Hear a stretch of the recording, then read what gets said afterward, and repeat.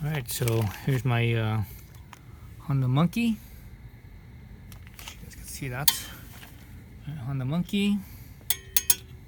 I am going to replace these valve adjustment covers, the Honda ones, with some I guess it's G-Craft. I got this from WeBike with fins.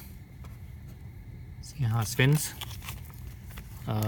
So these bolts here are 8mm, and the G-Craft ones comes with some Allen bolts, Allen heads. So I'm gonna see, and actually the cover here where the bolt goes it's actually recessed instead of the bolt being exposed here. This one's recessed, so I'll probably have to use this and not. Yeah, I don't think I could fit these ones in here, but we'll see. If I can fit the original ones in, I might just do that. If not, then I won't. No big deal. Okay. So I gotta take this off and make sure your engine's cool, or cold, I should say. Wow, they should package this thing really good. That's a good thing. That's one thing I like about the Japanese. They always package their stuff really well. Kind of shows you the quality of products instead of just using some really cheap packaging. There's some nice packaging with this stuff. Let's see. So I was using what was I using there? I was using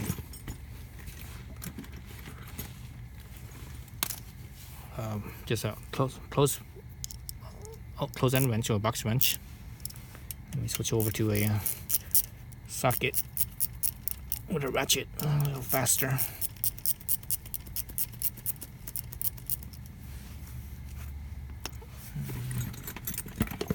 I have a little key. I do have a little T. So this little T wrench I just got not too long ago. When did I get this thing? I got this thing like a month ago. Little T wrench from made by Motion Pro.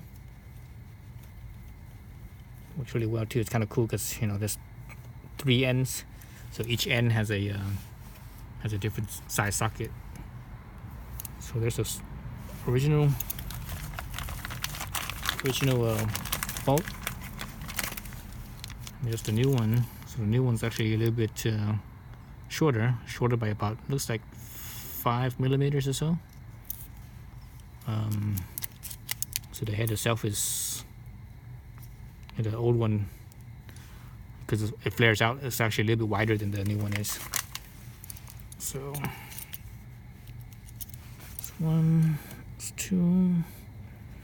So when you take the bottom one out, you're definitely gonna have some oil coming out. So make sure you have a little catch can or something, or a little tray, whatever, to catch the oil. It'll drip out right here because it's kind of let me take this off. It's kind of, it's like so. You see all that oil in there. That would definitely drip out. So I'm actually gonna, and there's a few drops here and there too. I'm actually gonna let this thing drip out.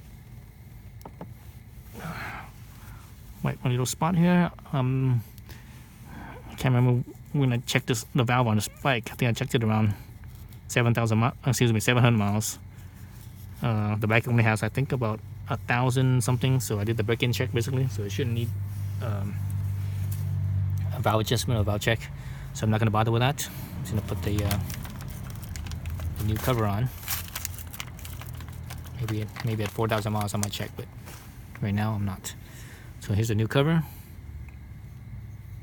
All right. So I need to get the O-ring from the old one off and put on the new one. Let's see. Pull that out. There's the old one. Let's see, I just use my nails. Good thing I didn't cut my nails yet. So yeah, just use my nails. Good thing about nails, for the most part, is that your nails won't, hopefully won't damage the O-ring. Whereas if you use like a If you use like a flathead screwdriver, it might dig into the O-ring. So that's the O-ring. Put in the new one. Once you put the O-ring into the new cover, it's all oily. Let me wipe some of this off.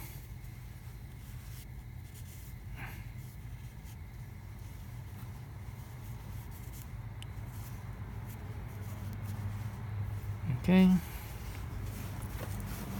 So there's the new cover with some. I'm using an old dirty sock and it has a little lint there. I'm trying to blow the lint off. Okay, so that's that. Let's see how this fits in here. Yeah, it doesn't fit. So that's the original bolt right there. So it doesn't fit. It's not able to go into the recess. The what do you call it? Countersunk? No, that's not countersunk.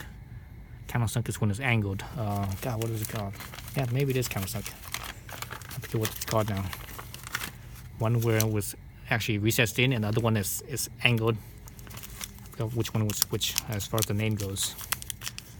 Anyways, get this bolt out of these new bolts out of here. Jeez, I should have grabbed my little razor blade to cut this plastic easier. Okay. Okay. One there, two right here. And this thing is basically a mirror image of itself, so I don't think there's a left side or right side or anything like that. It is whatever it is. So I'm gonna put it on like so. I think this is a 5mm. Let's see, 5mm Allen key. So I'm gonna grab that. Put it in my bag. So it's 5mm right there. Oh shit. Okay, let me do one bar at a time.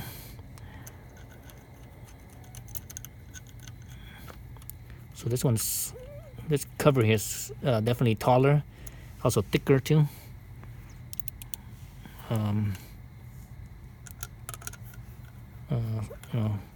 Obviously with the fins and everything, it has an increase of surface area. So that's how you get your extra cooling. And you want to increase the surface area. And you can see the new one, which is the old one. Obviously, it's not going to look stock anymore because of that, but that's fine with me. I'm not concerned about that.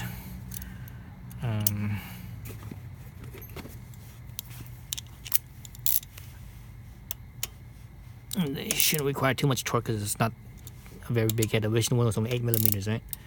So 8mm head bolt will only need like, oh geez, like 7 foot-pounds or something like that. Not very much. Maybe 9 at the most, 9 foot-pounds at the most. I'm just basically holding it like that, as if I was holding like an Allen key, and then I'm torquing it down like that, and that's all you need really. Okay, that's good. Okay, so that's good. So both good. So that's it.